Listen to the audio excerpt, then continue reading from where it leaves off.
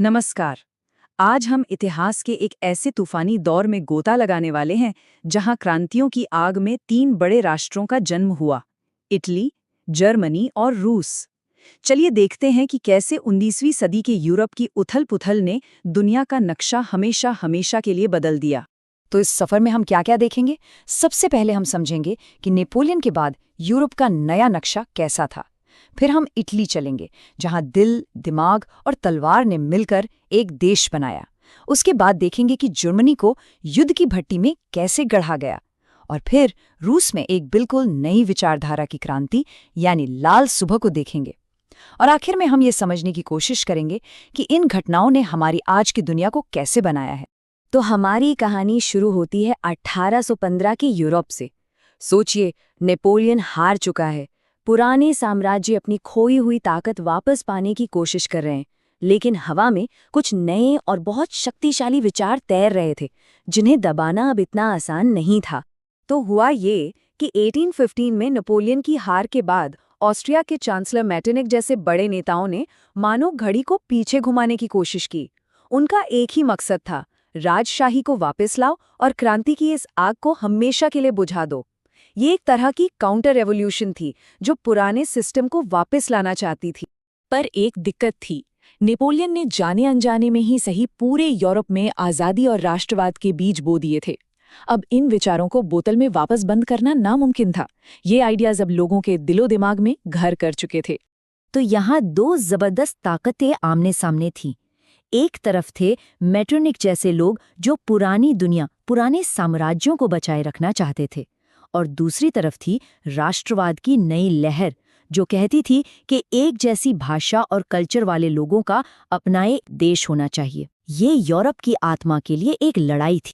और इसी लड़ाई से हम पहुंचते हैं अपने पहले केस स्टडी पर, इटली। उस वक्त इटली कोई एक देश नहीं था, बल्कि कई छोटे छोटे राज्यों का एक बिखरा हुआ समूह था। इन्हें एक करने का सपना देखना और उसे पूरा करना एक बहुत लंबा और मुश्किल सफर था।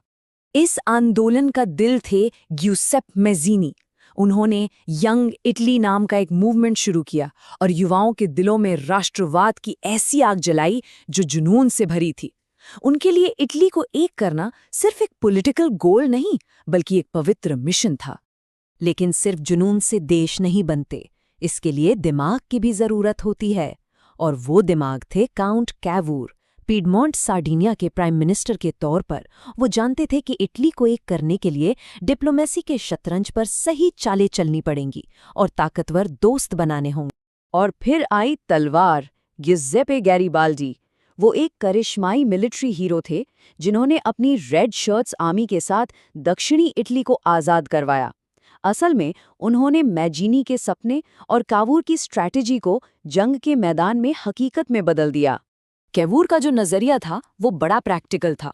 उन्होंने पहले पीडमोंट को इकोनॉमिकली मजबूत किया, फिर क्रीमिया युद्ध में हिस्सा लेकर फ्रांस जैसे बड़े देशों का सपोर्ट हासिल किया।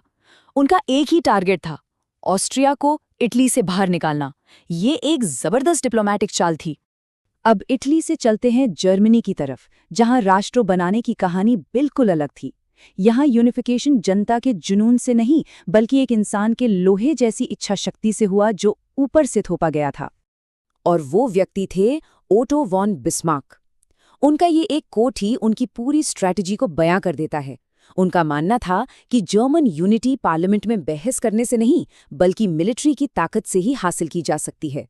बिस्मार्क ने अपना लक्ष्य पूरा करने के लिए बड़ी चालाकी से 3 युद्धों की स्क्रिप्ट लिखी। पहले डेनमार्क के साथ, फिर ऑस्ट्रिया को जर्मन मामलों से बाहर करने के लिए, और आखिर में फ्रांस को हराकर उत्तरी और दक्षिणी जर्मनी को एक करने के लिए। हर युद्ध प्रशिया के नेतृत्व में एक यूनिफाइड जर्मनी बनाने की तरफ एक सोचा समझा कदम था। और आखिरकार 1871 में फ्रांस पर एक जबरदस्त जीत के बाद वर्साई के महल में, जी हाँ, वही महल जो फ्रांसीसी ताकत का प्रतीक था, जर्मन साम्राज्य की घोषणा कर दी गई। ये एक बहुत बड़ा संदेश था। यूरोप में अब एक नई महाशक्ति का जन्म हो चुका है। अब हम अपनी कहानी का रुख रूस की ओर मोड़ते हैं, जहां क्रांति की वजह राष्ट्रवाद नहीं, बल्कि एक बिल्कुल नई विचारधारा थी। यहाँ लड़ाई एक देश बनाने की नहीं थी, बल्कि अमीर और गरीब के बीच की हाई को खत्म करके पूरे समाज को जड़ से बदलने की थी। रूस के संघर्ष की जड़ में दो एकदम अलग-अलग विचार थे। एक तरफ था पूंजीवाद, जहां फैक्ट्री और जमीन के मालिक कुछ प्राइवेट लोग होते हैं। दूसरी तरफ था समाजवाद, जिसका मानना था कि इन सब चीजों पर पूरे समाज का हक होना चाहिए, ताकि मजदूरों का शोषण न हो सके। रूसी क्रांति कोई एक रात में नहीं हुई थी। ये सालों के जुल्म, युद्ध की थकान और भुखमरी का नतीजा थी। 1905 के खूनी रविवार से लेकर 1917 की 2 क्रांतियों तक लोगों का गुस्सा बढ़ता ही गया और आखिरकार इसने जार के सदियों पुराने शासन को उखाड़ फेंका। तो सवाल ये है कि बोल्शेविकों ने सत्ता कैसे हासिल की? जवाब है इस सीधे साधे लेकिन बहुत शक्तिशाली नारे में। उन्होंने युद्ध से थके हुए सैनिकों, जमीन के भूखे किसानों और भूखे शहरी मजदूरों से ठीक वही वादा किया जो वे सुनना चाहते थे, और इसी ने उन्हें भारी जन समर्थन दिलाया। तो अब तक हमने राष्ट्र निर्माण के 2 बिल्कुल अलग-अलग मॉडल देखे हैं। चलिए एक नज़र डालते हैं कि इन्होंने हमारे लिए क्या विरासत छोड़ी है। तो हमने 2 अलग-अलग रास्ते देखे। एक था राष्ट्रवाद का रास्ता, जिसने एक जैसी संस्कृति और भाषा के आधार पर इटली और जर्मनी जैसे देश बनाए। दूसरा था विचारधारा का रास्ता, जिसने वर्ग संघर्ष के आधार पर सोवियत संघ जैसे एक नए तरह के समाज को बनाने की कोशिश की। ये दोनों 20वीं सदी के लिए 2 बहुत शक्तिशाली और अलग-अलग ब्लूप्रिंट थे। और ये हमें आज के एक बहुत बड़े सवाल पर लाकर छोड़ देता है। आज की दुनिया को कौन सी ताकत ज्यादा आकार दे रही है, राष्ट्रीय पहचान या फिर कोई वैचारिक विश्वास? 19वीं सदी की इन घटनाओं की गूंज आज भी सुनाई देती है, जो हमें ये सोचने पर मजबूर करती है कि हम कौन हैं और हम किस पर यकीन करते हैं। इस विश्लेषण में हमारे साथ जुड़ने के लिए धन्यवाद।